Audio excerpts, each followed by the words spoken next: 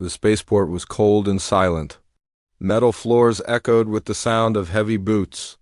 Race walked alone through the loading bay. He was a tall man, face full of scars and eyes that had seen too many battles. He was once a soldier. Now he was just a transporter, a man who moved cargo for money. Tonight the job was strange. A man in a dark coat was waiting for him beside a silver crate. "No questions," the man said. "Just take it to Sector 12. No stops, no scans, no opening it." Race looked at the crate. It was big, about the size of a small room. Smooth, sealed, and glowing faintly. "What's inside?" Race asked. The man's eyes turned sharp. "Don't ask again." "The payment is already sent." Race nodded. He didn't like it. But credits were credits. He signed the digital form and watched as a robotic arm loaded the crate into his ship. He flew off, the ship sliding quietly into the black sea of stars. Race was used to silence. But tonight, something felt wrong. He sat in the cockpit, trying to ignore the feeling. But then he heard it, a sound, very soft. Like crying. He paused. "Just the ship's system," he muttered, but then it came again. A weak, broken sob, not metal, not machine, not human, no, alien. Race stood up, walked back into the cargo hold. He stood in front of the crate. The sound was coming from inside. He hesitated. Opening it would break the deal. He could lose the payment. Worse, the trade guild might blacklist him, but then he heard another sound. A child, coughing, his jaw tightened. He entered the emergency override code. With a hiss, the crate unlocked. Inside was not cargo. It was a woman, alien but humanoid. Her skin was pale blue, glowing faintly. Her eyes were wide with fear. She was hurt, her arm wrapped in cloth. In her arms she held a small child, glowing brighter than her. The child was breathing fast. Scared? Sick? Race stepped back, shocked. The woman tried to speak. Her voice was weak. "Please, don't send us." "Back." Race stared at her. "Who are you?" "We are not cargo," she whispered. They killed my husband. They said they would help. But they sold us." Race was silent. This wasn't a job. This was trafficking. He went back to the cockpit, his heart beating fast. He called the client. "What the hell is this?" He demanded. The voice replied coldly, "Don't ask questions. Deliver the goods. They're people. They're property." "Alien property? You got paid? Do your job?" The line went dead. Race stood still. Everything inside him said to finish the job, take the money, and forget. But then he remembered the war. He had seen this before. Families broken, children crying. People treated like numbers. He couldn't do it. Again, he walked back into the cargo hold. The woman looked at him with fear. Race sat down on the floor across from her. "You have a name?" he asked. She nodded. "Leora." He pointed to the child. "Him? Aaron?" she said softly. Race looked at the child. Small, glowing, barely awake. He sighed. "Well, Leora, looks like plans have changed." She looked confused. "What do you mean?" "I'm not delivering you," he said. "I'm getting you out of here." Tears filled her eyes. "Why?" she asked. Race stood up and picked up his blaster. "Because I've seen enough monsters in this galaxy. I don't want to become one of them." Outside the ship, stars moved slowly. Quiet, peaceful, but war was coming, and for the first time in years, Race felt alive. The stars were quiet, but Race's ship was not in the dark of space. He stood in the corridor outside the med bay, watching through the glass window. Inside, the alien woman, Leora, sat beside her child. She held his tiny hand as he slept. Her head rested against the wall, eyes half open with fear and exhaustion. Race had seen many prisoners in war, soldiers, rebels, pirates, even slaves, but never someone like her. Earlier that day, he had made a choice. He broke the contract. He turned off the tracker. He erased the delivery logs. He became a traitor. Now, every trade station, every bounty hunter, every patrol ship would be looking for him, all for a woman and her child. Why? Even Race didn't fully understand it. Something inside him had changed. Maybe it was the way the child had reached out, not for help, but just to hold his hand. Maybe it was the sound of Leora's voice when she said, "They sold us, but we were never theirs to sell." Back in the cockpit, warning lights blinked. Race checked the console. Unknown signal detected. It said, Someone was scanning his ship. He cursed under his breath. Then he opened the drawer under his seat. Inside was a small metal cube, an old war diary. Not his, someone else's. He never knew why he kept it. Today. He opened it.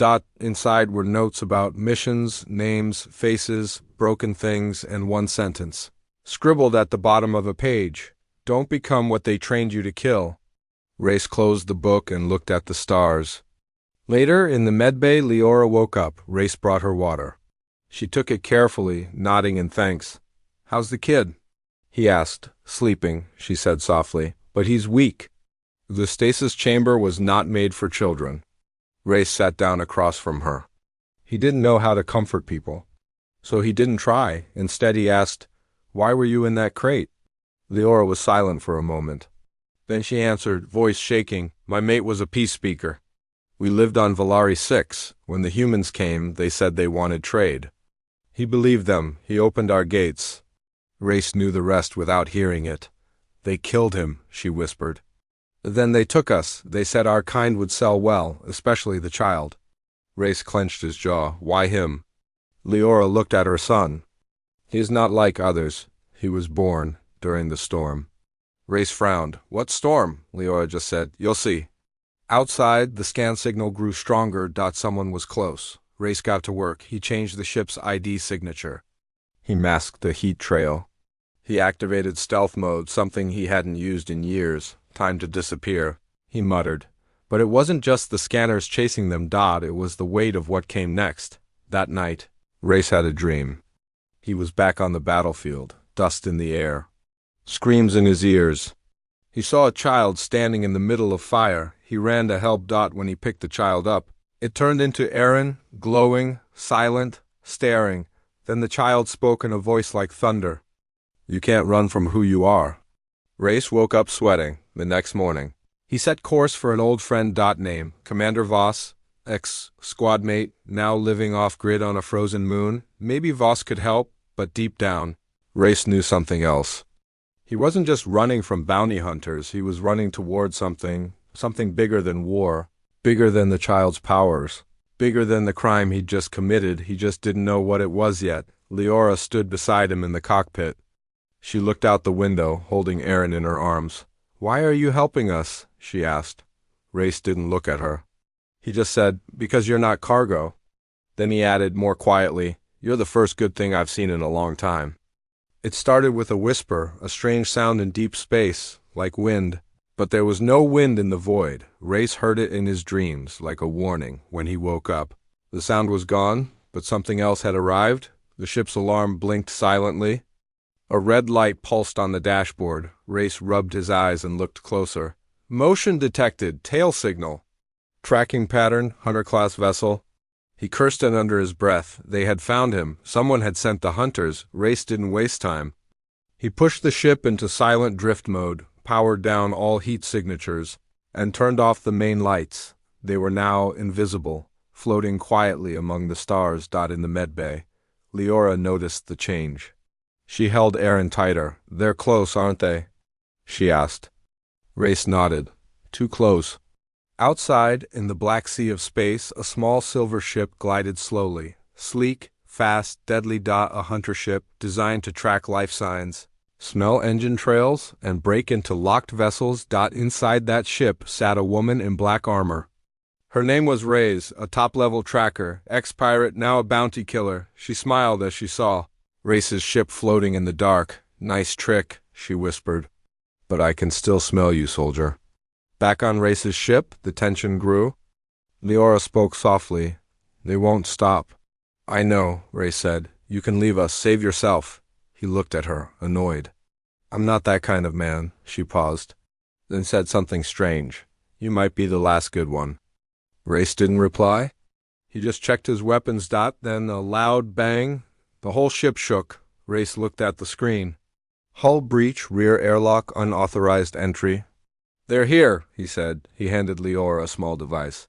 Hide in the engine crawl space. Take the child. No matter what you hear, don't move. What about you? She asked. I'll stall them. She hesitated, then ran. Race grabbed his old rifle, heavy, reliable. Just like the war dots, he walked toward the airlock. His boots echoed on the metal floor. He was ready. The hunter entered like a shadow. Reyes moved through the ship like a ghost.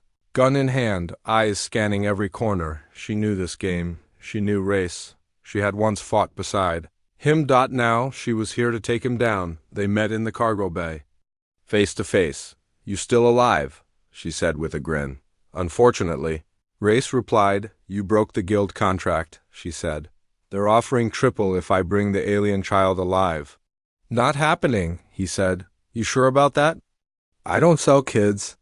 She laughed. "You think you're a hero now?" "No," Reyes said. "Just tired of being the villain." Then they fought. The fight was fast and violent. Reyes blocked a kick, swung his rifle, hit her shoulder. She ducked, rolled, and fired her stun shot, missed by an inch. They were evenly matched. Old war dogs, old enemies. Old friends, but Reyes had something new. He had something to protect. He had purpose. Suddenly the floor under Reyes lit up. A strange blue glow. She stopped. Confused, then she looked up. The child, Aaron, stood at the top of the stairs, glowing, eyes wide open. Silent, Reyes blinked. What the... A blast of blue energy shot from Aaron's hands, not fire, not lightning. Something ancient. Something pure. It hit the wall near her, throwing sparks and light everywhere. Reyes shielded his eyes. When the light faded, Reyes was gone, thrown out of the airlock. By force. The door sealed shut. Silence returned. Reyes looked at Aaron. The boy stood still, breathing hard. Then he fell. Reyes caught him just in time. Leora ran in, her face full of fear and shock. "What did he do?" Reyes asked. She knelt beside Aaron. "He protected us, but it's too soon." "His body isn't ready." Reyes looked at the boy. "So small, so powerful. And now more hunted than ever." "They'll come again," Leora said. Reyes nodded. "Let them." He carried the child to his bed and tucked him in gently. Then he sat beside the bed for a long time. Looking out the window, the stars didn't speak, but Reyes did, softly, like a promise. "I don't know what you are, kid, but I won't let them take you." Not ever again. The child did not wake for 2 days. Reyes checked his vitals every hour. Breathing shallow but steady. Heartbeat strange but strong. He had seen soldiers injured before, burned, frozen, shot, but he had never seen someone drained by light. Leora didn't cry. She sat beside her son in silence. Her hands moved slowly across his forehead, her fingers glowing faintly, like a prayer from another world. Reyes watched from the shadows. Unsure of what to say, he had faced armies, but this quiet pain, he didn't know how to fight. On the third night, Leora finally spoke. "Do you know the story of the child born under Starsong?" Reyes frowned. No, she didn't look at him. Just kept speaking. "There is a song in space. Most don't hear it. But sometimes a child is born who does." Reyes leaned on the doorframe. "You mean Aaron?" Leora nodded. "He was born during the solar storm over Valari 6. The stars were screaming that day, the wind of time spinning backward. Our sky turned white." "That sounds bad," Reyes said. "It was," she replied. "But it was also the day our old prophecy was fulfilled." Reyes sat down slowly. "I don't like prophecies. This one doesn't care," Leora said. "Aaron is what we call a star-touched. His light is not magic. It is memory, ancient energy stored in his blood." Reyes shook his head. "He's just a kid." "He is," Leora said. "But he is also a beacon. A beacon for what?" She turned to him. Her eyes glowed softly. "For something that's waking." Silence filled the room. Only the hum of the ship remained. Reyes stood up, pacing. "So let me get this straight. Your kid's a glowing space battery, and now everyone in the galaxy wants to plug in?" Leora gave a faint smile. "That's one way to say it," Reyes sighed. "This just keeps getting worse." That night, while the ship drifted near an abandoned moon, Reyes opened his old mission files. He searched for any record of VLARI-6. He found one. Classified, Level 6 blackout. Subject, Forbidden's research, bio-radiant. Children. He stared at the words for a long time. Then he remembered something. Years ago, during the war, rumors spread about a group of children, born near dying stars, taken by secret groups. None were ever found again, until now, later, in the ship's garden bay. Leora stood under the small artificial light dome, letting her skin absorb warmth. Race approached, holding 2 mugs of warm synth coffee. "You could have told me earlier." He said. "You weren't ready to hear it," she answered. He handed her the mug. "Now I am?" "No," she said. "But you're the only one left who'll listen." They stood in silence for a while, then Race asked, "What do they want from him?" "Control," she said. "Power, a child who can open ancient gates, turn suns cold. Call dead fleets from forgotten time." Race blinked. "That sounds impossible." "So, did space travel once?" Leora replied. Suddenly, the ship lights flickered. An alarm beeped softly. "Long-range scan. Multiple ships, direction unknown, signal encrypted." Race rushed to the cockpit. 3 blips on the radar. He turned to Leora. "Did anyone else know about Aaron?" She looked away. "Leora?" "I told someone," she admitted. "A long time ago." "I thought I could trust them," Race cursed. "We have to move, now." As the engines roared to life, Aaron opened his eyes. Soft blue light filled the cabin. He sat up slowly and looked at his mother. "I heard it," he whispered. "Heard what?" Leora asked, kneeling beside him. "The stars?" He said. "RYCE froze. What were they saying?" The boy looked straight into his eyes. "They said I'm not alone." The ship pulled away from the moon just as 3 shadowy vessels entered the system. Race didn't know who they were yet, but he had a feeling they weren't here to talk, and deep inside, something told him this child wasn't just a target. He was a key to what? Race wasn't sure yet, but one thing was clear. Whatever Aaron unlocked, the galaxy wasn't ready. Race hadn't spoken this name in years. Now it echoed through deep space. "Commander Voss," he whispered. "Not a friend. Not exactly an enemy. But once, like a brother, they had bled together in the war. Fought side by side when planets burned and orders made no sense. When the war ended, they went separate ways. Race disappeared into the stars. Voss stayed close to power. Now, Race was going back to him. Not for old times, for help. Their ship landed on an ice-covered moon. Wind howled across silver rocks. Iora stepped off the ramp. Holding Aaron close, he was stronger now. Eyes brighter, but he still said little. Always listening. Always watching. Race scanned the frozen horizon. "He lives beneath," he said. "In the deep bunker. Will he help us?" Leora asked. Race didn't answer, because he didn't. No. They reached the bunker entrance. Metal doors opened with a hiss. Heat rushed out like breath from a sleeping dragon. Inside stood Voss. Taller than Race remembered. Clean uniform. Sharp eyes. He smiled. "Race," he said. "I thought you were dead." Race stepped in slowly. "Sometimes I think I am." Voss looked at the child. "And this must be the reason you're risking your life." Aaron hid his face against Leora's shoulder. Race nodded. "We need a safe place, just for a while." Voss stepped aside. "Then come in. My door is open." But something in his voice felt wrong. Too easy. Too kind. The bunker was warm and full of weapons. Old war machines lined the walls. Drones hummed quietly. Artificial air smelled like metal and secrets. Race never liked bunkers. They reminded him of the end. That night, Voss offered them food, real food, not ship rations. Aaron ate quietly. Leora kept watching Voss, unsure. Race sat with his old friend. "You still collecting war toys?" Race asked. Voss chuckled. "Some people collect coins. I collect peace by being ready for war." Then his smile faded. "You know there's a bounty on your head, right?"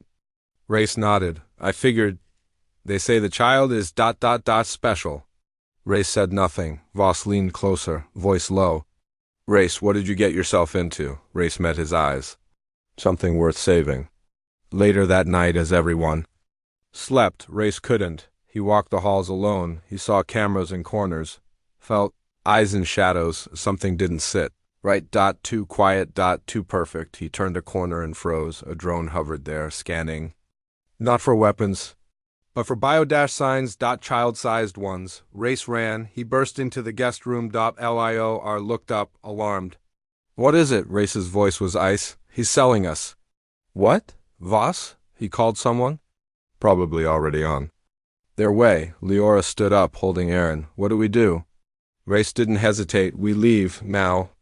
But they were too late. As they reached the exit, metal walls slammed shut. Sirens echoed. Voss's voice came over the speakers. I didn't want this. Race, but a deal's a deal, Race shouted. You used to fight for something. I still do, Voss replied, but now I fight for survival. And survival pays. Gas filled the room. Race grabbed Leora and Aaron, pulling them into a side shaft. He knew this base. He helped design it. They moved through vents, narrow and cold. Aaron coughed. Quietly, glowing faintly in the dark, Leora whispered, he's scared. Race whispered back, so am I. They reached the power core. Race placed a small charge on the main panel. Once this blows, doors unlock. Leora looked at him. What if it brings the whole place down? Race gave a tired smile. Then we fall together. Explosion. Lights. Flash. Doors flew open. Voss's voice turned to panic. Race carried Aaron. Leora beside him. As alarms screamed, they reached the landing pad. Race's ship still stood. Untouched, he thanked whatever stars were watching. As they launched into space. Voss stood below, watching them escape. He didn't curse. He didn't scream. He just whispered, you always were a fool, Race. Race didn't look back. Some people stay behind. Some people run. But some choose the harder road. Inside the ship, Aaron spoke for the first time in days. I didn't like that man, he said softly. Race smiled sadly. Me neither, kid. Leora sat beside them, her eyes full of quiet fire. We can't run forever, she said. Race nodded. We don't have to.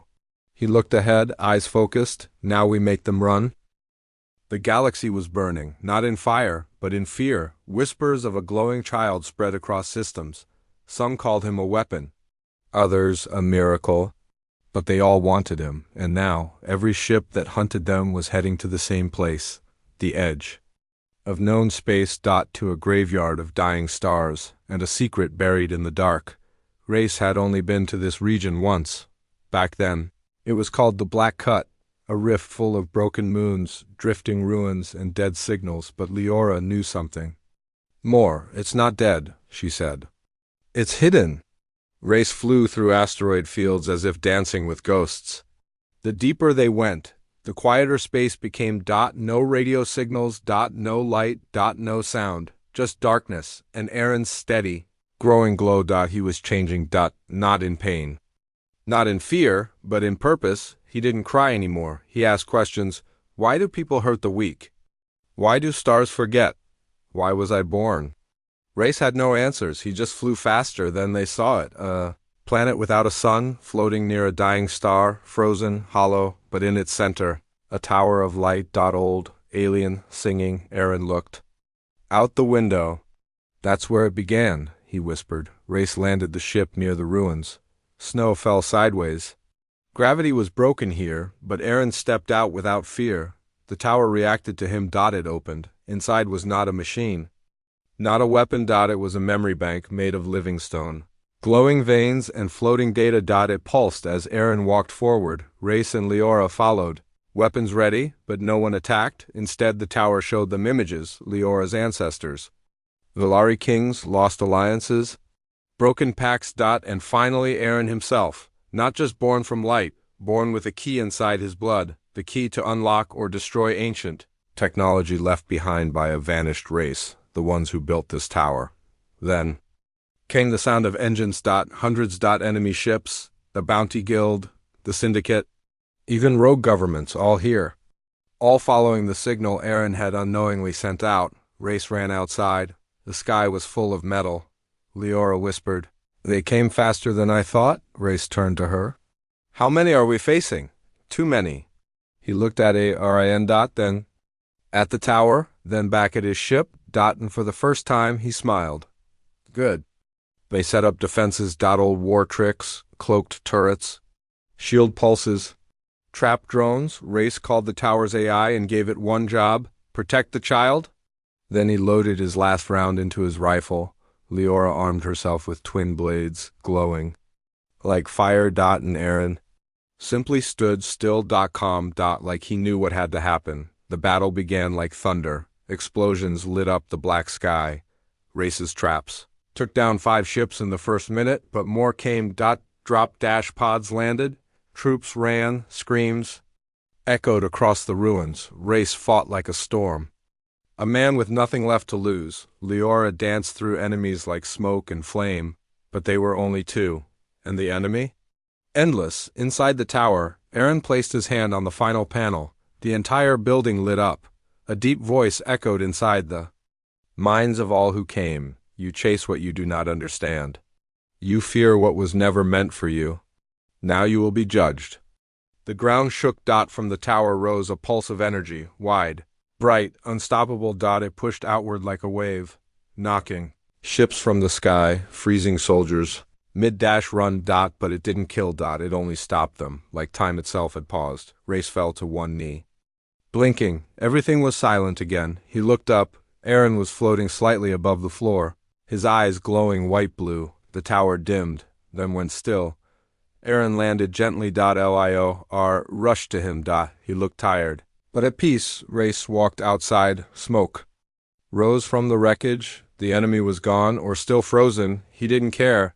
They had survived, but not by luck. By choice. Leora looked at him. The galaxy will come again. I know, he said. But we won't run next time, she added. Race nodded. No, we make our stand. He looked down at Rin. The boy who could destroy suns, but chose not to. The boy who glowed, not with power, but with hope. It ended with a quiet morning. No alarms, no gunfire. No stars screaming, just a boy, drawing circles in the frost on the ship's window, and a man sitting beside him. Not as a soldier, not as a smuggler, but something new, something Race had never been before. Father. The tower was silent now, still glowing in the distance, like a sleeping god. The enemies were gone. Not dead. Not destroyed. Just still. Waiting. Some ships had fled, others had powered down. Confused, disarmed. None dared return, whatever Aaron had done. It didn't erase them. It humbled them. Race stood outside the ship, arms crossed, staring at the sky. His face was tired, but not empty. Leora walked up beside him. Snow crunched under her soft boots. She didn't speak. He didn't either. For a moment, silence was enough. Then Race finally said, He changed the rules. Leora nodded. He didn't want to hurt them, just stop them. That's more than I could have done. She looked at him. That's why you're not leading him. You're learning from him, Race chuckled. So the killer becomes the student? No, she said. The killer becomes the father. He didn't reply. His eyes were wet. They left the dead zone that day. No pursuit. No trap. Just stars welcoming them back. But they didn't go to war zones, or rich colonies, or trade stations. They went to a quiet moon on the edge of nothing. No name, no map, just trees, water, and peace. Race built a home there. By hand, he used parts of the old ship to make walls and windows. He planted vegetables. Even though he didn't like them, he smiled more now. Arin grew fast, but not in body. In light, he learned words in 3 languages. He learned how to fly the ship. And one day he asked, Why do people take instead of give? Race said, Because taking is easier. Aaron asked, But why did you give? Race looked at him and said, Because no one ever gave to me.